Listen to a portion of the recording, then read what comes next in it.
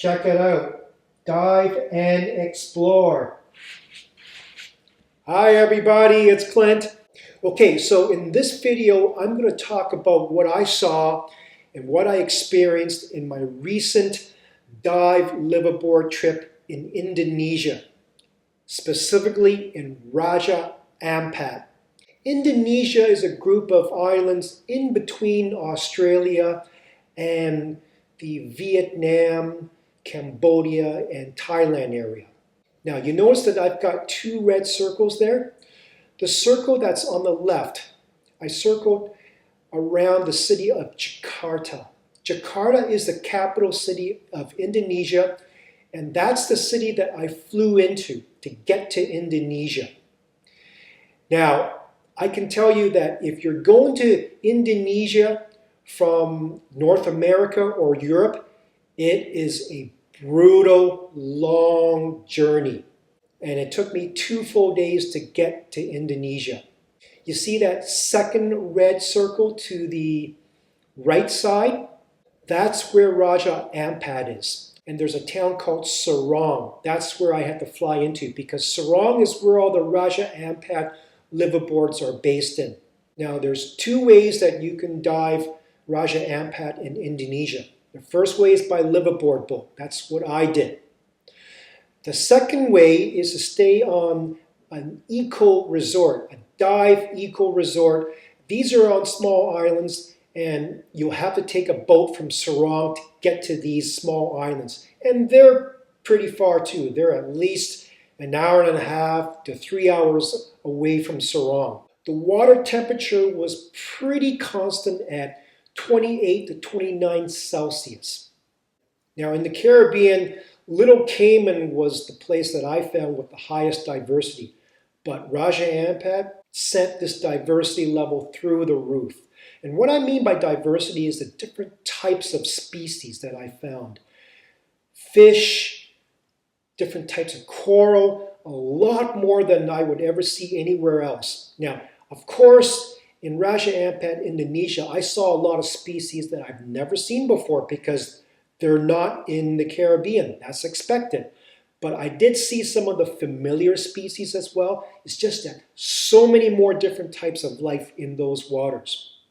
So diversity was much higher, but also in sheer numbers. The number of fish in each dive site was so much more dense compared to anything else that I've seen anywhere in the world.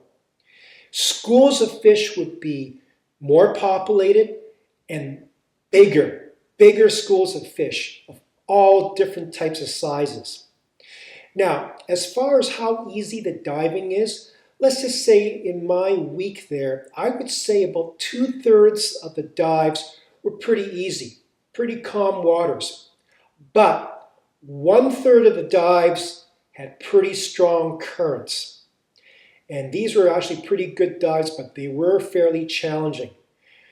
Yes, they were drift dives, but unlike the ones in Cozumel, the dive masters actually encouraged us to use reef hooks.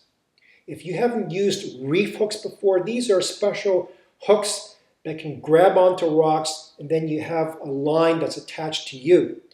And the reason why we used reef hooks is because at some parts of these drift dives with strong currents, you actually want to stay in one place because sometimes we saw these huge schools of barracuda, sometimes huge schools of jacks and other fish, and you want to be there in one place to watch them. Now, another thing that I found really interesting with these drift dives is sometimes in certain areas, all the fish, all species, all sizes would just hang in one place, all facing the same direction, and just basically hang out there. One of the dive masters thought that they did this because the currents brought in food. But when I was watching them, I think these fish were having a really good time, almost like some type of bliss.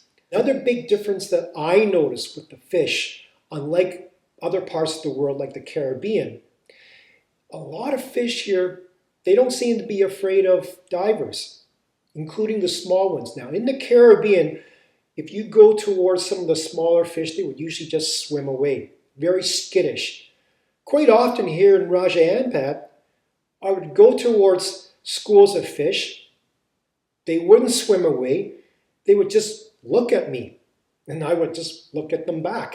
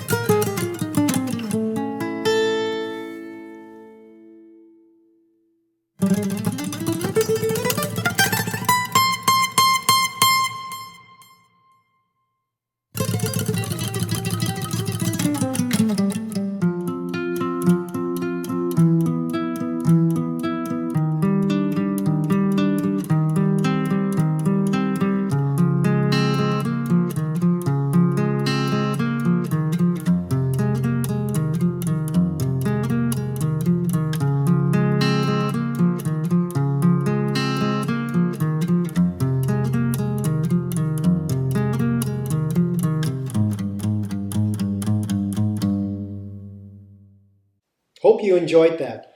So now you probably know why I'm less inclined to go down to the Caribbean for diving now, even though it's a lot easier travel for me. So for me, it was certainly worth it to endure the 2 days of travel all the way there, another 2 days to get back, just for that type of diving.